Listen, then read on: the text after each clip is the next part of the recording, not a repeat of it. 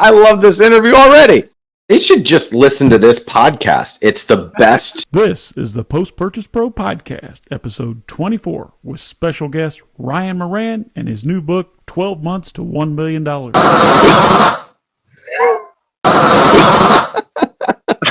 why am I holding a flamethrower, Ryan? Because this podcast is lit. It's lit. Because while reading your book is like taking this pile of cash and setting the damn thing on fire. Your book is on fire, my friend, and this podcast, we're going to make sure every single person in the Amazon industry knows about it. And if they don't, the clickbait will get them there, right? I love this interview already. All right, so welcome. I've done all year. Welcome, Ryan Moran. Welcome, sir. Serial entrepreneur, author, investor, founder of capitalism.com, host of the 1% podcast, a father, like myself, Browns fan, and future owner of the Cleveland Indians, now known as the Guardians. He started his first business at age 5, selling hand-drawn pictures for just a penny each, and then quickly pivoted into trading baseball cards from age 6 to 10. Then started numerous online businesses as a young man. Now Ryan is known around the world for his approach to creating businesses and then investing the profits intelligently. We are so excited to have you here, Ryan. Thank you for joining us. Gentlemen, thank you so much for having me. I am blown away by your kindness already. Thank you for the kind words. Well, it gets better. Just getting into it. Yeah, guys, we are so excited to have Ryan with us today. You know, Sean and I every single week are talking to you about what we thought was a unique approach to Amazon until we got exposed to how Ryan approaches it. You guys are going to love what he says because he thinks just like us. So, welcome, Ryan. We are so excited to have you here. Let's jump into a little bit of this, Sean. Yeah, definitely. So before we get into the book, which we're so juiced up about, tell us who is Ryan Moran today? Who are you and what are you all about? Oh, isn't that an ever-moving target? If not, then it's a boring life. Entrepreneur, capitalist first, philosopher by night. So the who am I question is so interesting. An entrepreneur from birth, couldn't breathe if I was working for somebody else, and yet still there are days where you say, is this it? Is there more? I think the curse of the entrepreneur is being capable of so much and always expanding in those capabilities and just seeing how far you can go. So, I mean, my kind of claim to fame is I help entrepreneurs become millionaires. I have hundreds of them made. I think the reason is because I keep it really, really simple and help people just take the next step and the next step and the next step. And if you do the right steps in the right sequence, it creates results. But ultimately, I think we're in this for an optimal life, and money is part of that, and mindset is part of that, and relationships are part of that as well. So as a capitalist, as the founder of capitalism.com, I empower entrepreneurs to create from that place, from a life that really gives them meaning, because I think that when you feel filled up, you end up making the world better. That's true. Yeah. Well said. Well said. Couldn't agree anymore.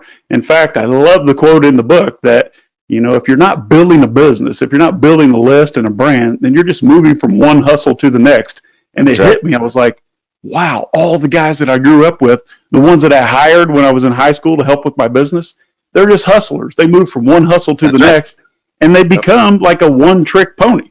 But before we get excited, it didn't start here for you, right? Tell us where you started. Tell us about this baseball card hustle and the journey that you took to get to where you are right now.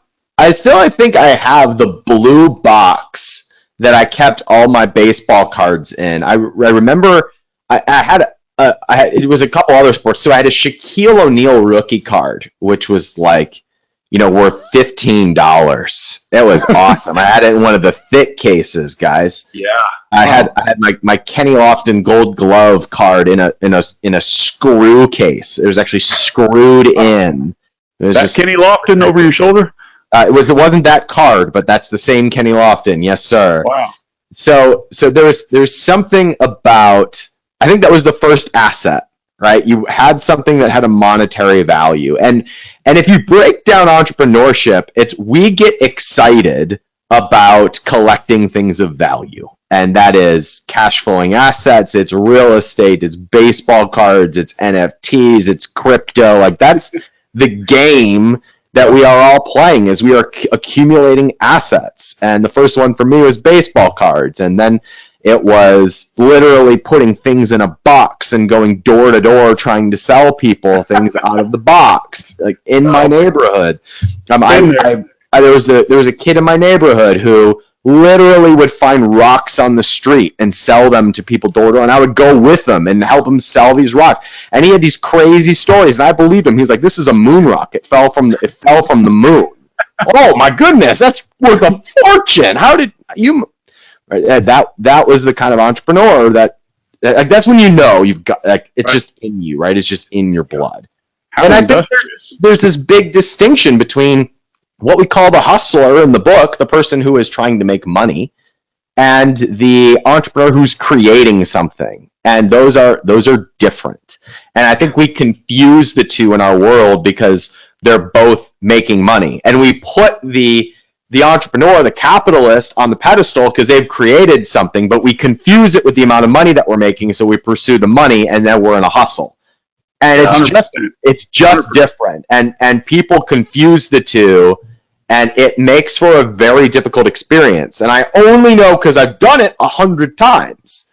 So I've learned by making mistakes. I run into that wall and say, ouch, that hurt. Let me try again. Ouch, that hurt. And oh my goodness, there's a door here. Maybe we should go through the door. And I've discovered, and as I tell in the book, the exit that I had was profitable, but we were creating something. Whereas every hustle I had done in the past was about money. And that's where I've always gotten in trouble. Why is it, Ryan, that I have such a hard time explaining this? My own father, God bless him, he's out on the street today selling Trump flags and Second Amendment paraphernalia at 70 years old. He loves the work. And he's like, son, this Let's Go Brandon thing's going to be hot. And I'm like, Dad, that's just a fad. You need to build something. He's like, well, I'm building this. I'm building a customer list. Well, Sean, we built something beautiful. We built a wall. we built lots of jobs. It was beautiful. Yes. It was a great thing. If you don't like Trump flags, you're a loser, obviously. Frankly, you're a loser. Just working on this. That's amazing. Still working on that. Not bad. Yeah. So how do I get folks to understand that and why you explain that? Because in your book, it becomes crystal clear. I mean, I've been doing this for a long time. I've built a lot of businesses. I've sold dozens of businesses. I'm a serial entrepreneur myself. Seth and I grew up in the direct response world. So without the back end, without something to sell after the initial purchase, we were dead in the water. We were going to go out of business. Yep. How do I get people to understand that? And when was it that you, Ryan Moran, realized that you need to create a business and not just another hustle? I think the question that you ask somebody to make them get it is, what does the person buy next? And when someone is selling one thing, that's a hustle. But if you can tell what the 4 products are that the same person buys, now we've got a brand. Now we have a real business. This happened on a coaching call this morning inside the 1%, where one of my students was like, I got this product, it's working, and now I want to go global. And I was like, what's your follow-up product? And what's the product going to be after that? And silence. So that means that he was like, I got something, and now I got to protect it. Wow. I'm like, no, you create something else. Create the next thing and the next thing. And you stay in the creation mode. And the difference there is whether or not you're afraid it's going to go away, or you're just going to continue to create no matter what happens. And so that's the question. It's what comes next. I want to ask the question, who's the customer? But in your father's example, he would say Trump fans. There's quite a few of them. Folks read. I mean, that's his answer. And so I would say, well, what's the next product? And you can't say Trump hats because it's the same product. It's still gear. So what's the one that comes after that? And you watch his base melt. What comes next? What does your customer want to purchase next? Right? Yeah. Okay. What's the next product they buy in their journey? I'm gonna send you the interview so maybe you can help me get through his thick skull because he's been doing this for a long time. As Trump, if you need me to. Okay, yeah. I'll have to get you the wig first. Seth, I'm sorry, I'm stealing the mic. I'm so excited about this book. I know you are. So Ryan, one of the quotes in your book, or it's, I'll paraphrase it. It's basically you're talking about your mentor Travis, and you're like, he boiled it down to all business is basically audience building, and that like hit me like a ton of bricks. It's like, wow, Ryan just like put to words what we've been experiencing. It's like without the audience, like what are you doing? You're just in transaction mode. So That's like, right. how was that the epiphany moment, or it seemed like that in the book where you made a transition from I'm Ryan the hustler to now I'm Ryan the entrepreneur, business builder. What was that epiphany moment for you? After he told me that, I could see moments in my life where I compromised that. When I promoted something to make short-term cash versus building brand, versus building audience. When someone buys from me, when they're on my list, when they're a customer, I can lose them at any time the minute that the minute the scales tip. Tonight, I'm doing a sales webinar. It's for an affiliate promo. I promote like one affiliate product a year. Oh my gosh. I do not promote other people's stuff unless I really like it. And I am nervous to promote that webinar because I'm transacting from my audience now. So I'm going to make sure it's a great time. I'll have a few beers. I'll bring lots of jokes and make it entertaining. Because the last thing I want is somebody to follow me, see a pitch, and be turned off. Now it's been transactional versus built the audience. Wow. So I'm in a perpetual state of now seeing how I can build more brand, build more deposits into those relationships versus trying to extract all the time. Now I forget this sometimes, Seth, right? I mean, when I'm scared or I feel scarce or a business isn't working out or cash flow changes, it's amazing how much of an asshole I am. Like, it's amazing, like, how much I can try to take from another person. Like, I am the most selfish, needy person ever from that state. I just know I've learned enough times that the more I try to take from other people, the more I stay in that scarce, scared place. There's no life, guys. Like, life is abundant creation. It's being in the feeling of your cup is so full that you want to give to other people, and therefore you do it naturally. Like, that's living. That is life. That's abundance. And I still battle with this in my own life of recognizing when I'm in which place. But when Travis told me that, it gave me the filter to know what decisions were building audience versus those that were trying to cash a check. And I've hopefully learned that lesson enough that I don't try to cash the check without making deposits first. Well said. You should rewind this and listen to that again, because that explanation is something that you're not going to hear anywhere else, especially not in those words. One of the first big businesses that I sold was just. And I'm sorry to interrupt, Sean, but like that point that you just made is why what we talk about is so unique in the Amazon space. Absolutely. Because on the Amazon space, it is all cash the check. It is all rank and take the sale, which is where the opportunity lies. Doing what you teach all of your listeners to do and all your clients to do, which is actually having the back end spot. It's where all the opportunity is. Caring a little bit. Are you sure you haven't hacked us and you've been a fly on the wall during our internal meetings? Because we literally preach this every single day. And it's so hard for especially a huge seller to realize the value in creating your own list, your customer list, the traffic that you own, not just traffic that you have access to. Yes. And it drives me crazy to watch it. So before it gets too late, let me go grab my copy of your amazing book, by the way, that I'm so juiced up about. Check this out. If you haven't done that thing off. Yeah. Now, before you go buy this, I want you to understand that if you go to postpurchasepro.com/Ryan, then the first 100 people who sign up to get your book, Ryan, I'm going to reimburse you 100%. All you have to do is email me the receipt and you get 100% reimbursement. That's how excited I am about it. And we're putting a couple of deposits in the relationship bank, I guess, there. So well done. About 100 deposits. So look, you wrote this book, and I mean, Seth explained it to me. He follows you on Facebook, which I'm not on social media. he said, Ryan says, man, I only sold X amount of that book. And I'm thinking, damn, that's a pretty good number, but I'm going to go set the book on fire. So that's why we decided to get behind it, because it is actually, folks, it's a blueprint that you can use to build $1 million business and selling physical products, which is all I've ever done my entire life. That's why I'm so excited about it.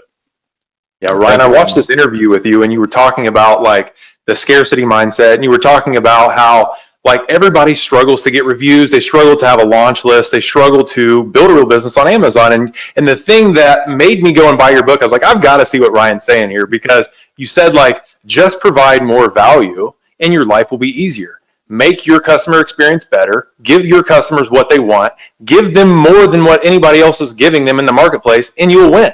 And no one's saying that. They're saying, what's my latest hack to get to the top of page 1 for a moment so then I can fall right back off because I'm providing nothing of value. So like you spun my head around. It's like, Ryan is my man, read your book, and it's like my head exploded, because it's like, Ryan, you did give the blueprint. I've already recommended it and bought it for several of my friends. Was like, no, just do this. Yeah. And my 14-year-old son is devouring your book right now. Good. For the second time. I hope he is well served. Well, I'll tell you, the idea of giving more to your customers not only increases the momentum you have in the marketplace, it's just a better way to live.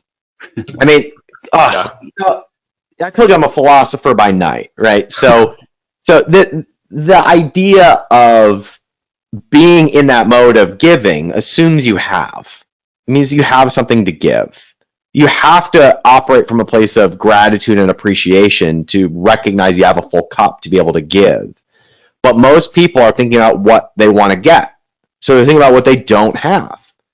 And as a result of not having, they scare away everything that they want, because they're trying to get, they're trying to take.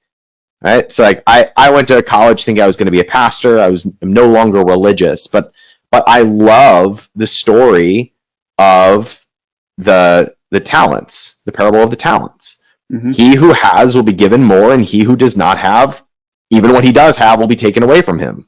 That is an abundance mindset versus a scarcity mindset.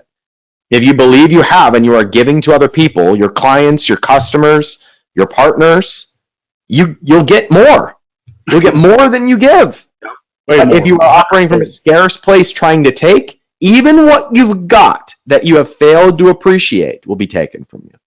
And to give in silence. Don't brag about it. Just give. And I hate that I've had to learn that lesson through experience. Yeah, that's true. But well spoken. And let me just reiterate: when you give, just be secret about it. Just give from the heart. Don't give because you want to gain. Don't brag about it. Right? Just give. And I think that in a different parable, but the same similar teaching in the Bible. So, the fact that when I first sent me your podcast, I listened to it and I was like, oh my gosh, the only other Amazon seller in our industry who's talking about email marketing. I was like, I freaking love this guy. Is that the same guy that did the selfie at ASM4? And I was like, yes.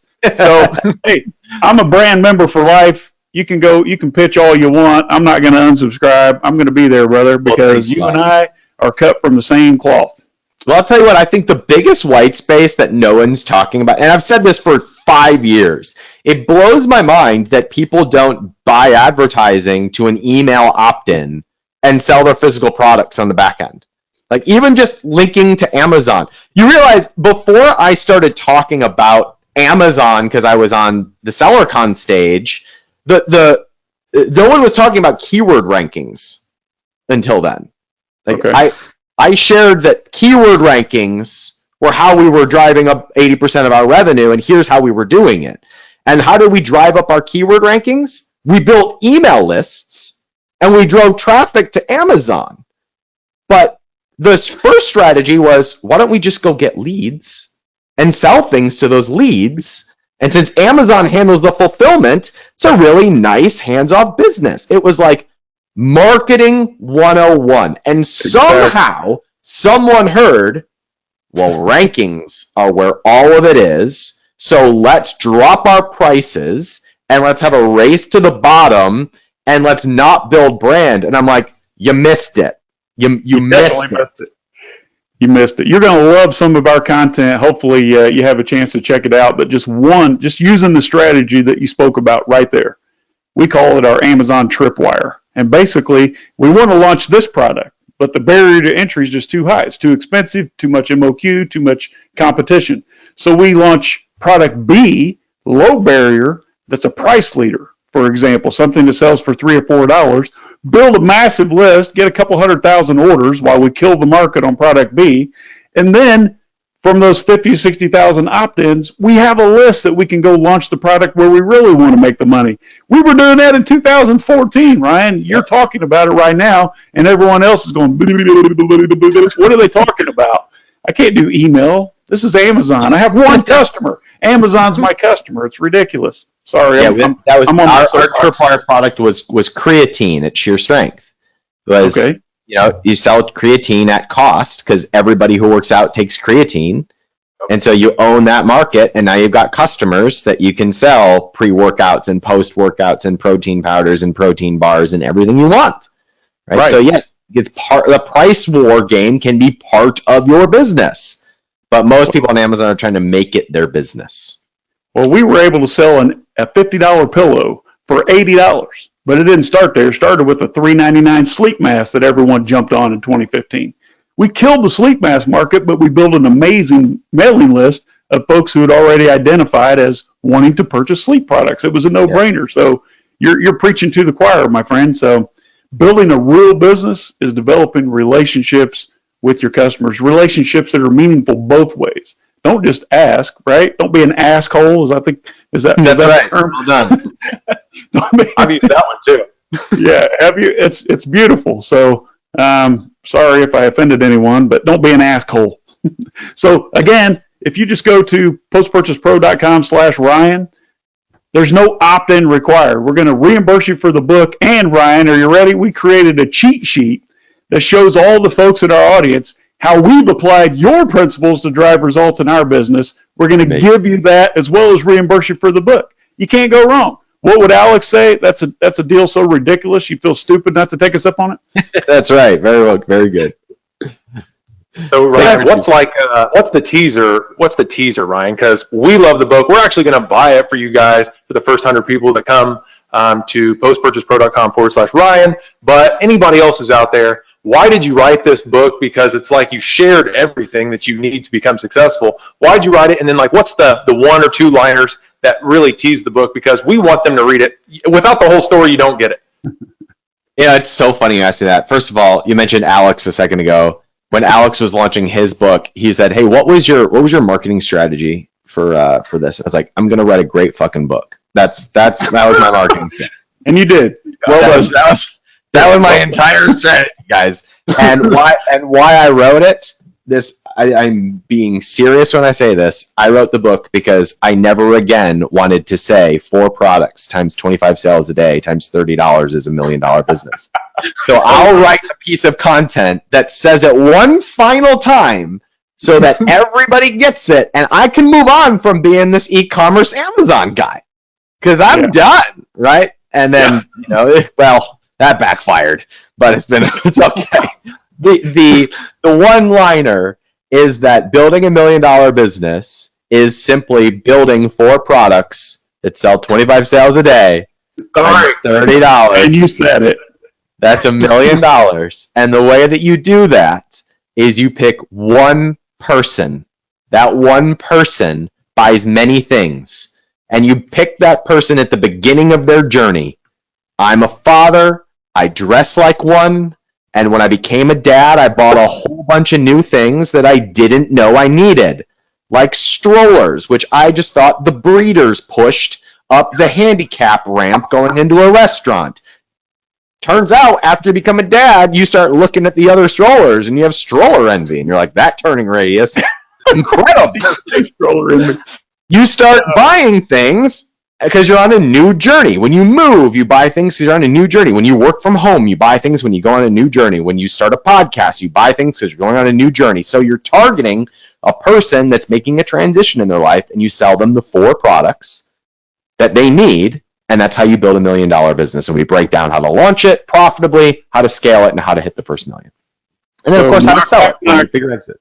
Dad, if you're listening, the journey does not begin with Trump losing the election. I'm just saying, okay?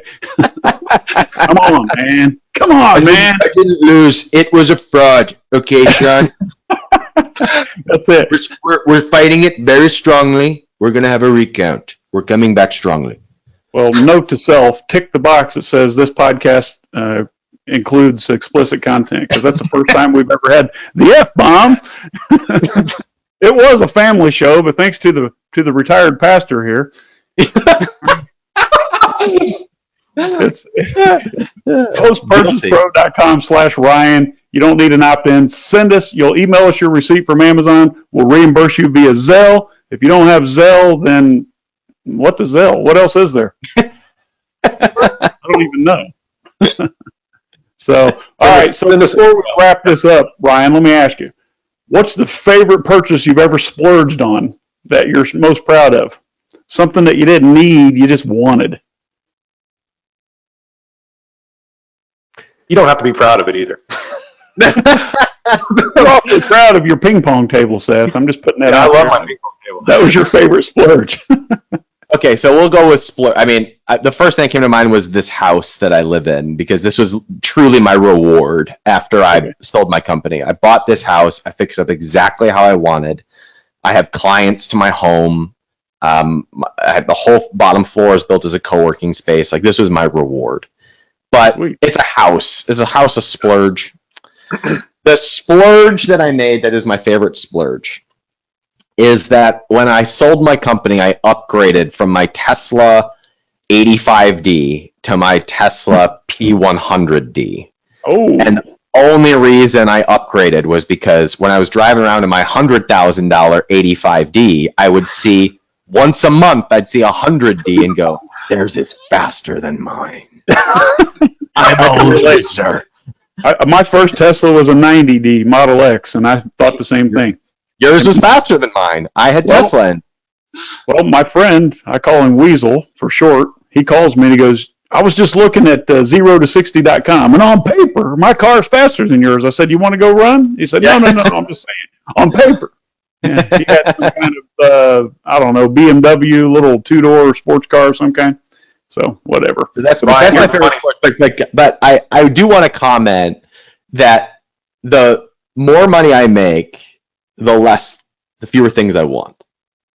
Yeah. Or maybe it's the opposite. Maybe it's the fewer things I want, the more money I make. I'm not sure what the order is.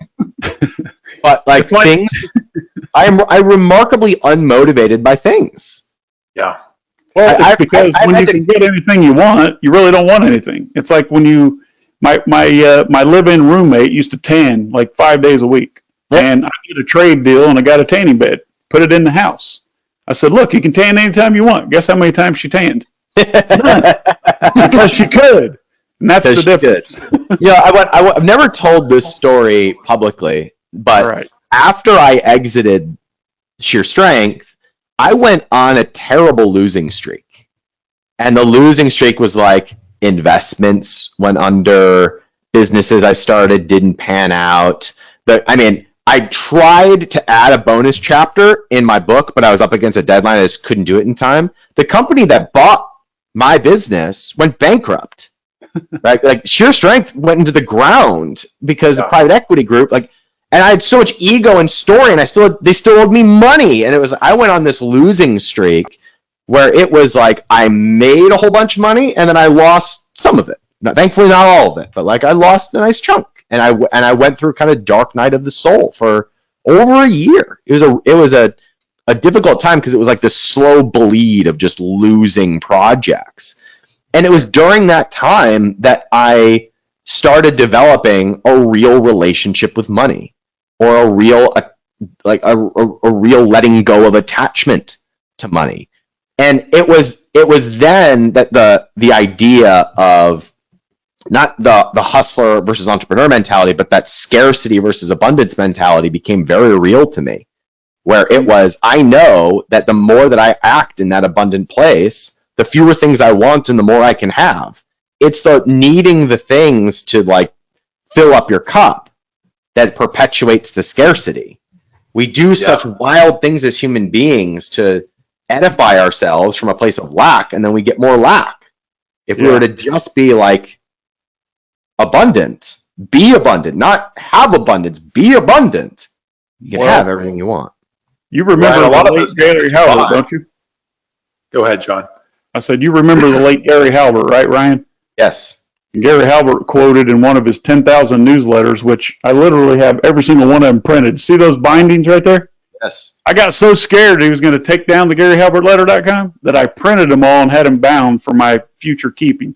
But Gary said in one of the letters, said, when I was in my 20s, I wanted everybody to think I had money. Then when I was in my 30s, I didn't want anybody to know that I had any money. And now that I'm in my 50s, I realize no one gives a shit. Yes. That's exactly right. Exactly right. And I think the faster you can eliminate that ego, that idea of people looking at me, the more you can serve. Yeah.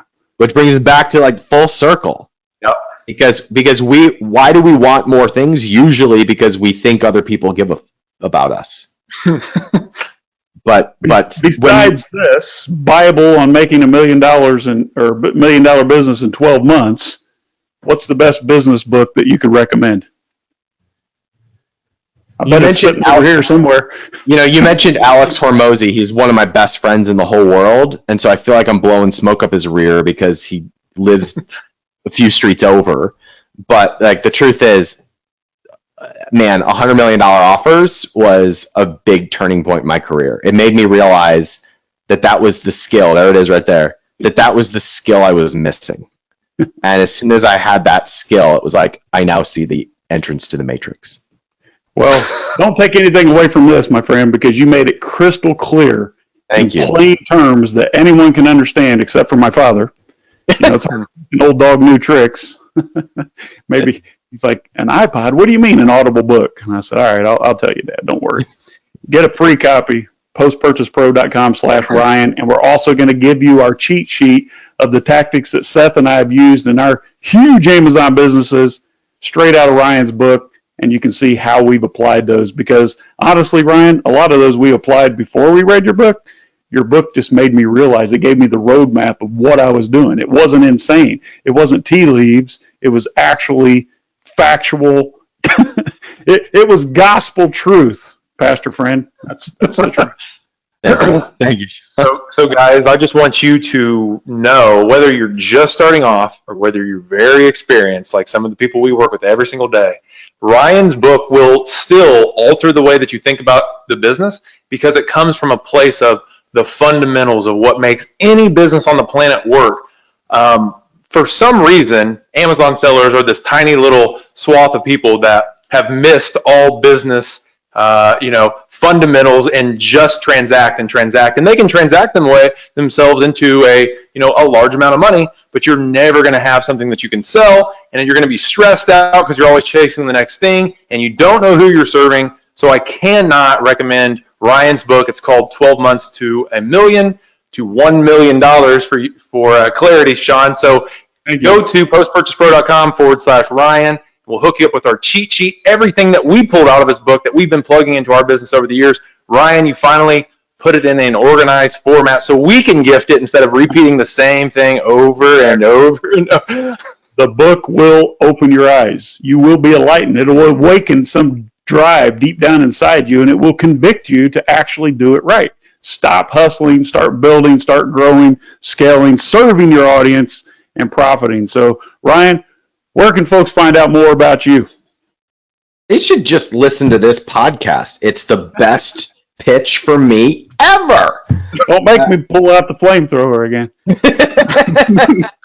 I run a podcast of my own, capitalism.com podcast. My e-commerce podcast is called The Road to 1 Million. So that's where I interview my clients and my students, and we document their process. And by interview, I mean I'm poking my nose into their business, telling them what to change so that they can get to the million faster. So those are literally my private consulting calls that we just post as a podcast. So capitalism.com podcast and the Road to 1 Million podcast. And I cannot thank you enough, Ryan. Thank you for taking the time out of your day, letting us get behind you and push the book. Postpurchasepro.com/Ryan. Get your free copy before they're gone. You're going to have to pay for it, but we're going to reimburse you. Just send your Amazon receipt, and we're also going to give you our cheat sheet. Thanks so much, my friend. I appreciate you. And I must say that I think the two of you are the handsomest podcast hosts Don't go there, Ryan. I've ever seen in my life.